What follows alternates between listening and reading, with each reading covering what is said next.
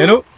Alors, je suppose que ça vous fait bizarre de retrouver mon chéri. Ça faisait un certain nombre de mois que vous l'avez pas vu sur la chaîne, à tel point qu'on s'est posé la question si la chaîne n'allait pas reprendre mon nom. C'est vrai. Parce que voilà, les intérêts étaient ailleurs, on va dire. Et avec tout ce qui se passe ces derniers temps, Steph réfléchissait à reprendre un peu des vidéos pour pouvoir partager un peu notre avis sur certains sujets.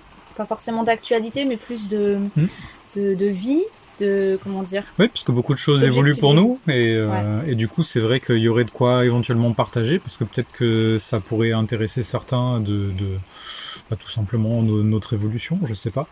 Donc voilà.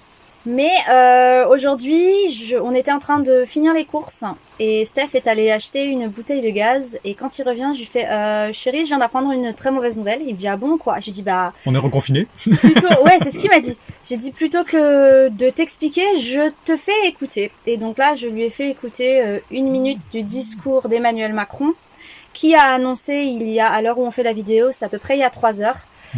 Que l'école allait être obligatoire, et pas l'instruction, mais l'école allait être obligatoire à partir de 3 ans, dès la rentrée de 2021. Donc dans un an, voilà. Même pas. Aujourd'hui, plus de 50 000 enfants suivent l'instruction à domicile. Un chiffre qui augmente chaque année. Chaque semaine, des recteurs et des rectrices découvrent des cas d'enfants totalement hors système. Chaque mois, des préfets ferment des écoles, entre guillemets, car elles ne sont pas déclarées même comme telles, illégales, souvent administrées par des extrémistes religieux. Partout sur notre territoire, le phénomène que nous voyons est simple. Des parents d'élèves qui viennent voir le directeur ou la directrice d'école et qui disent « Le cours de musique, c'est terminé, sinon il ne reviendra plus. La piscine avec les autres, c'est terminé, sinon il ne reviendra plus. » Il y a ensuite des certificats pour allergie au chlore qui sont donnés, puis des absences répétées. Et enfin, la déscolarisation. Nous allons l'inscrire au CNED. Ce sera très bien fait, c'est plus simple pour nous. Ces enfants ne vont pas au CNED. Parfois, ils ne reçoivent aucune éducation, mais ils vont dans des structures qui ne sont nullement déclarées. La semaine dernière, nous en avons encore identifié une en Seine-Saint-Denis. Des structures très simples. Des murs, presque pas de fenêtres. Des enfants qui arrivent à 8 heures chaque jour, qui repartent à 15 heures. Des femmes en niqab qui les accueillent.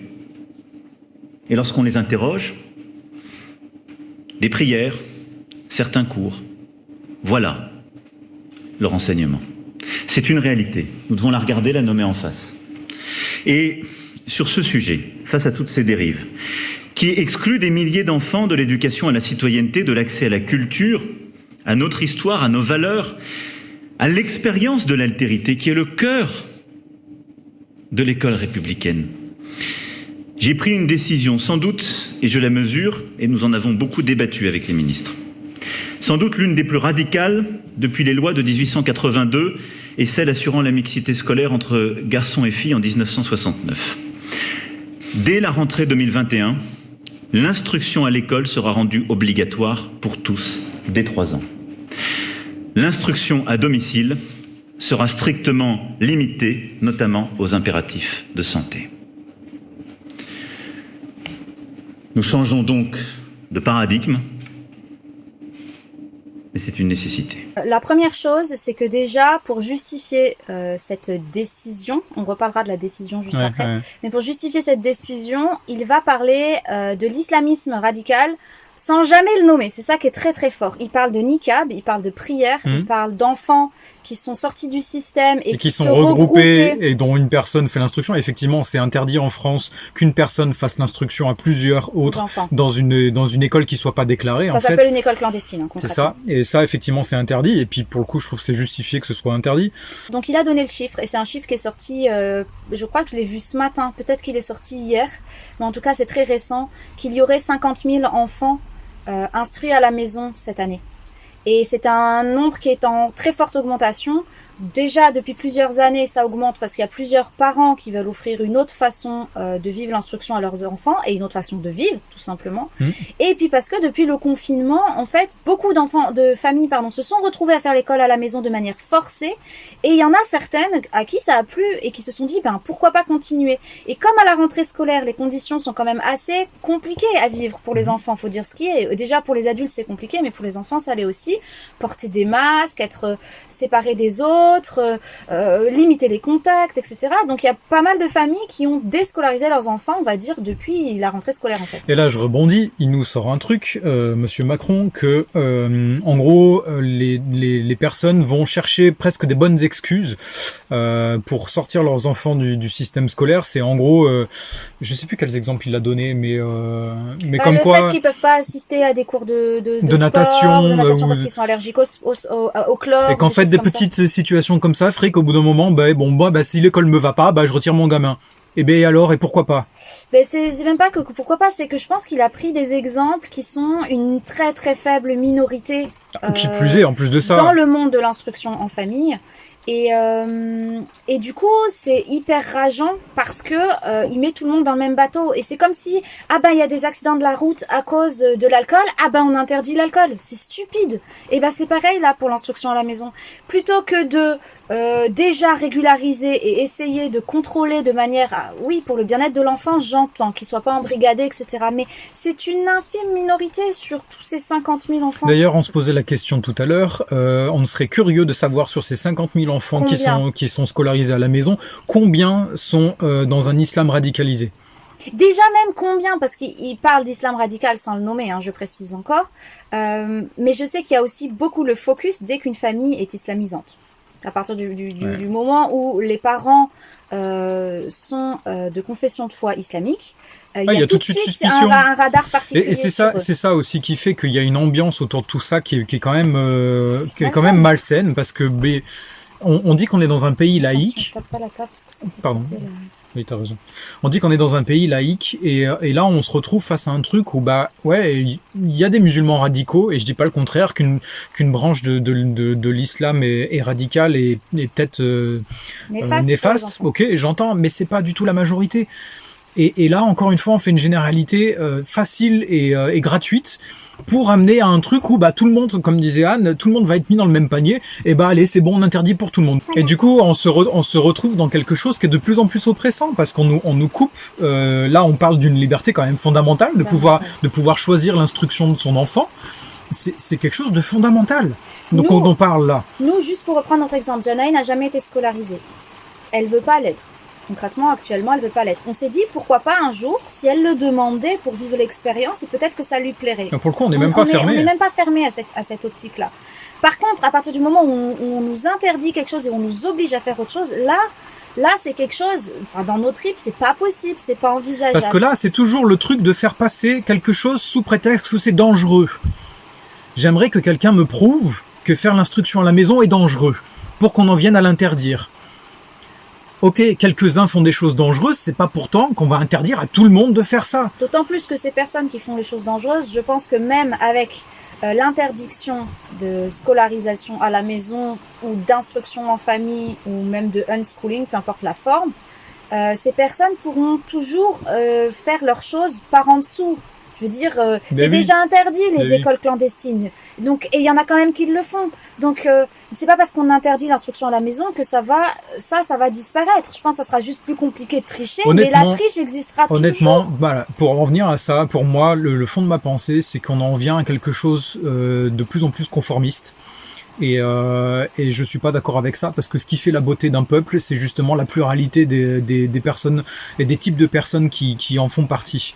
Et là, on est de plus en plus vers quelque chose qui veut qu'on soit conforme à ce qu'on veut nous imposer. Pour moi, le fond de la chose, c'est ça. Du moins, c'est mon interprétation des choses.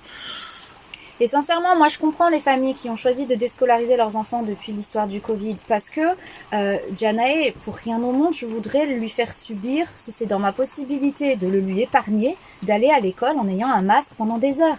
Je veux dire, pour sa santé, pour son bien-être, pour le rapport à l'être humain aussi, c'est une évidence que nous, on pourrait pas supporter ça pour elle et on voudrait pas qu'elle le supporte si on peut le lui éviter. On a la possibilité de le lui éviter. Il est hors de question qu'on nous impose de la faire rentrer dans quelque chose comme ça. Alors, pour en revenir à ce que je disais tout à l'heure, la décision qu'il a prise, Monsieur Emmanuel Macron, moi, je pensais qu'on était dans un pays où, pour annoncer quelque chose, il faut que ce soit voté et par le Sénat et par l'Assemblée nationale. On peut pas se permettre de faire d'introduire une obligation comme ça, sortie du chapeau. J'aime bien comme tu fais choup. sorti du chapeau Ah oui. et dire ça va être comme ça. Non. Et là, c'est là que on a à peine 1 an pour essayer de faire bouger les choses, et c'est là que les associations qui sont spécialisées dans l'accompagnement des familles qui font l'instruction à la maison et qui gèrent l'instruction en général pour aider les parents sont en crise. Apparemment, c'est le branle-bas de sont combat. en état là. d'urgence pour essayer de trouver une façon de se réunir et de faire comme ça a été fait les années précédentes, chaque fois qu'il y a eu un projet de loi visant à interdire l'instruction en famille, parce que ça a déjà eu lieu plusieurs fois. La dernière fois, je crois que c'était il y a 2 ou 3 ans. Ça n'a pas été voté ni par l'Assemblée nationale, ni par le Sénat, parce que la majorité était contre. Et là, ça voudrait être passé en force. Non. Donc, je pense qu'il y a encore un moyen d'action. Oui, parce il est que limité, c'est cette manière de faire, d'affirmer que ça va être comme ça, alors que rien n'est voté. Rien n'est voté pour l'instant. C'est une manière de faire, encore une fois, qui pour moi, à mon sens, est infantilisante. Les choses vont être comme ça. Et puis, je te demande pas ton avis. C'est même pas encore voté, mais ça va être comme ça. Et là, moi, je comprends pas cette manière de fonctionner là. Donc, c'est sûr que vous nous excuserez un peu de notre ton un peu emballé. C'est clair que ça nous met en colère.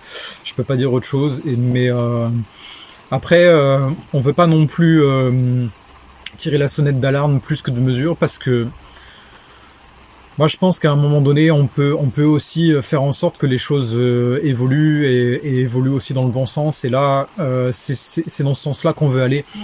Et c'est vrai que là, on vous fait une vidéo à chaud. Il faut pas le prendre autrement. C'est une vidéo à chaud. On a évité d'en parler même nous, entre nous, pour justement pouvoir vous donner un peu ce qui nous passe par la tête en termes de ressenti et tout ça. Maintenant, c'est vrai que là, pour moi, c'est quelque chose qui doit pas passer. Qui doit pas passer, parce qu'encore une fois, on s'attaque à une de nos libertés fondamentales, et ça, c'est pas possible que ça passe. On est censé être dans un pays libre, qu'à cela ne tienne. Dans ce cas-là, on va pas nous interdire de pouvoir jouir de nos libertés fondamentales. Donc ça, pour moi, à mon sens, ça ne peut pas passer. Humainement parlant, c'est hors de sens. Et même si ça passait, avant que ça passe déjà, il y a des pétitions qui circulent. Il y en a pas mal apparemment. Je vais vous mettre le lien d'une que pour nous est sérieuse et qui vaut le coup d'être signée si jamais vous voulez donner votre voix.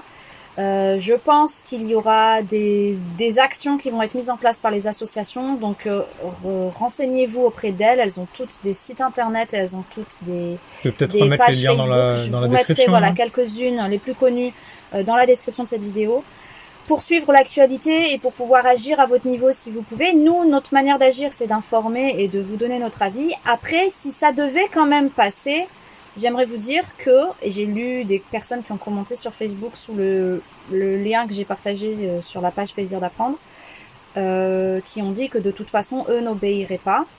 Je pense que c'est intéressant de se poser la question jusqu'à quel point on est prêt à se soumettre pour des décisions qui ont autant d'incidence sur nos enfants et sur nos vies. Totalement. Et de se positionner par rapport à ça.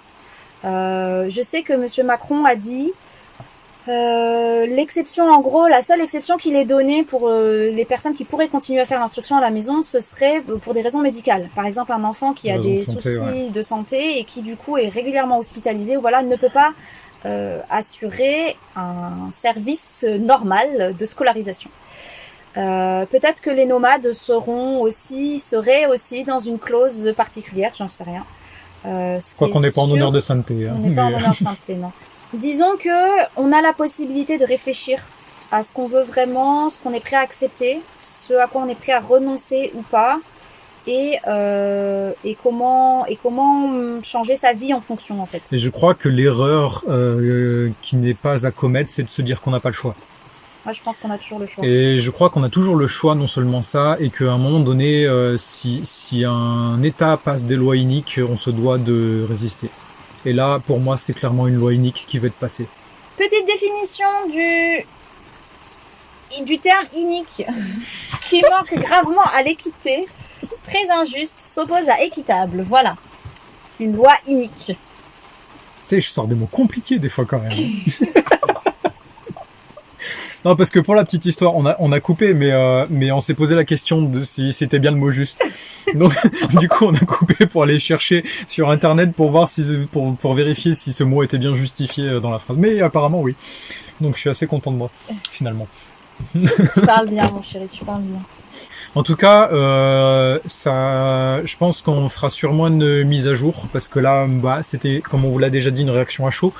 Là, les associations n'ont pas encore donné leur point de vue clair. Ils sont en train apparemment de se réunir pour discuter de tout ça, puis voir comment ils vont axer leurs actions. Donc, je pense que ça mériterait une mise à jour dans une autre vidéo qu'on pourra vous faire dès qu'on aura de nouveaux éléments et de quoi se mettre sous la dent. Maintenant, voilà, comme disait Anne tout à l'heure, on va déjà vous mettre une pétition qui à nos yeux est sérieuse. Il y en aura peut-être d'autres qui seront peut-être plus mises en avant par les fameuses associations. Pour l'instant, on n'a pas plus d'éléments de leur part. Et dans ce cas-là, on vous en reparlera dans la seconde vidéo éventuellement. Voilà. Ouais, franchement, c'est vraiment un coup dur. Parce qu'on pensait être encore tranquille quelques années, vu que ça fait pas longtemps qu'ils ont déjà essayé de nous enlever cette liberté. Maintenant, je pense que peu importe ce qui se passera, la balle est quand même dans notre camp. Et qu'on a quelques mois pour réfléchir, pour savoir ce qu'on veut faire et tout ça. On parlait de choix tout à l'heure, on a le choix. Il y en a qui sont plus durs à prendre que d'autres. Maintenant, faut pas faire les choses par réaction, par opposition, par revendication, dans le sens encore un truc de plus contre lequel on va râler. Non, je pense qu'il faut vraiment savoir quel est le combat qu'on veut mener. Et là, c'est l'avenir de nos enfants qui est en jeu, en fait. Le présent et l'avenir de nos enfants. Et c'est vrai que moi, j'ai accepté beaucoup de choses pour moi-même pendant des années. Je m'en fichais, mais là, on est parents, on a quand même une responsabilité. Et c'est nous qui la portons, cette responsabilité. C'est pas l'État qui la porte pour nous. C'est pas l'État. Donc là, c'est pareil. Je veux pas leur laisser porter un rôle qui, pour moi, ne leur appartient pas. C'est à nous de le faire. Donc voilà. On vous laisse avec ça. N'hésitez pas à partager vos avis dans les commentaires. Encore une fois, c'est notre avis. Pour ceux qui sont pas d'accord, vous avez le droit. Vous avez le droit. On n'est pas opposé à ça. Même. C'est ça, pas de souci. Maintenant, c'est vrai que nous, on a un avis très tranché par rapport à ça. Pour nous, ça reste une liberté fondamentale qui, pour le coup, est dans la ligne de mire. Donc voilà. C'est vrai qu'on n'est pas du genre à revendiquer l'instruction à la maison en disant que c'est la solution idéale, que tout le monde devrait faire pareil, que ci, que ça. Non, bien au contraire, je pense qu'on est pour la liberté de choix. Voilà, c'est ça. Nous, ce qu'on veut, c'est la liberté de choix. On n'a jamais cherché à justifier quoi que ce soit. Par contre, si on veut nous obliger à quelque chose, c'est pas juste. Et là, on avait envie de le dire, tout simplement. Voilà, sur ce, on vous laisse. C'est pas la nouvelle la plus gaie du monde. Non. Mais j'aurais préféré revenir sur une vidéo plus joyeuse. Mais l'actualité est comme elle est et on fait avec. Voilà. Donc voilà. En tout cas, merci de nous suivre et puis ouais, on va voir de quoi demain sera fait, mais on va faire ce qu'il faut. À très vite pour la suite du coup. Bye bye.